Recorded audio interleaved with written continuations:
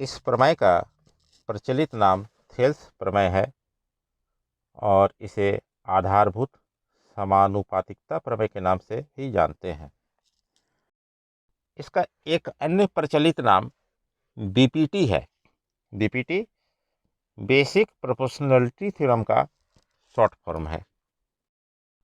इस थ्योरम का स्टेटमेंट है, यदि किसी त्रिभुज की एक भुजा के समांतर अन्य दो भुजाओं को भिन्न भिन्न बिंदुओं पर प्रतिच्छेद करने के लिए एक रेखा खींची जाए तो ये अन्य दो भुजाएं एक ही अनुपात में विभाजित हो जाती हैं।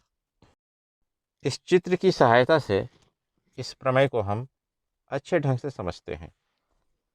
आप देख रहे हैं कि त्रिभुज ABC है, इसमें BC के समांतर डी खींची गई है। इस प्रमेय के अनुसार AD और DB का जो अनुपात होगा वह AE और EC के अनुपात के बराबर होगा, अर्थात AD बटा DB इक्वल टू AE बटा EC। इसके लिए रचना करते हैं।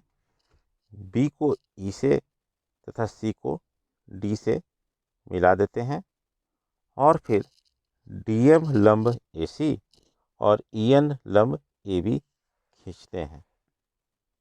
त्रिभुज ADE का क्षेत्रफल निकालते हैं। त्रिभुज के क्षेत्रफल का सूत्र होता है हाफ गुने आधार गुने ऊंचाई। यहाँ ध्यान दीजिएगा कि जो आधार लेंगे उसी की संगत ऊंचाई लेनी है।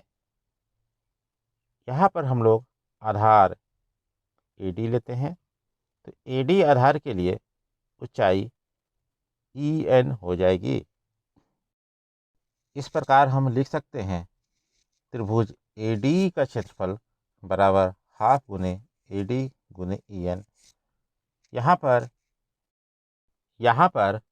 AR यानी कि एरिया का शॉर्ट रूप है, तो त्रिभुज AD के क्षेत्रफल को ही AR AD लिखा गया है। इसी तरह त्रिभुज AD का क्षेत्रफल AE को आधार लेते हुए निकालते हैं। फिर त्रिभुज BDE का क्षेत्रफल निकालते हैं और त्रिभुज DEC का भी क्षेत्रफल निकालते हैं। इसके बाद AD आधार लेते हुए त्रिभुज AD का क्षेत्रफल और BD आधार लेते हुए त्रिभुज BDE के क्षेत्रफल का अनुपात निकालते हैं, तो हमें मिल जाता है AD बटा DB। इसी प्रकार AE आधार लेते हुए त्रिभुज AD का क्षेत्रफल और EC आधार लेते हुए त्रिभुज DEC के क्षेत्रफल का अनुपात निकालते हैं, तो यह मिल जाता है AE बटा EC। इन्हें क्रमशः समीकरण 1 और समीकरण 2 मानते हैं। त्रिभुज BDE और त्रिभुज DEC दोनों का एक ही आधार DE है तथा ये दोनों त्रिभुज समांतर रेखाओं BC और DE के बीच बने दो त्रिभुज हैं।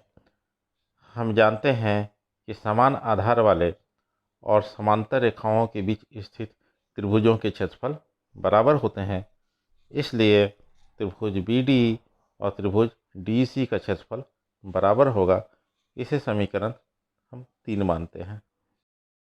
समीकरण 2 और समीकरण 3 से हमें प्राप्त हो जाता है त्रिभुज AD का क्षेत्रफल और त्रिभुज BDE के क्षेत्रफल का अनुपात AE बटा EC होगा। इसे समीकरण 4 मान लेते हैं।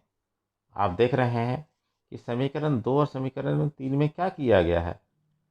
समीकरण 2 में त्रिभुज AD के क्षेत्रफल के नीचे त्रिभुज DEC का क्षेत्रफल लिखा गया था, उसको बदल दिया गया त्रिभुज BDE के क्षेत्रफल से, जो हमें अभी समीकरण 3 में प्राप्त हुआ है।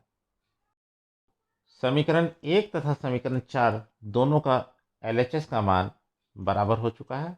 दोनों के LHS का मान है त्रिभुज ADE का क्षेत्रफल और त्रिभुज BDE के क्षेत्रफल का अनुपात, इनके RHS भी बराबर होंगे। तो इस प्रकार AD बटा DB बराबर AE बटा EC हमें प्राप्त हो जाता है।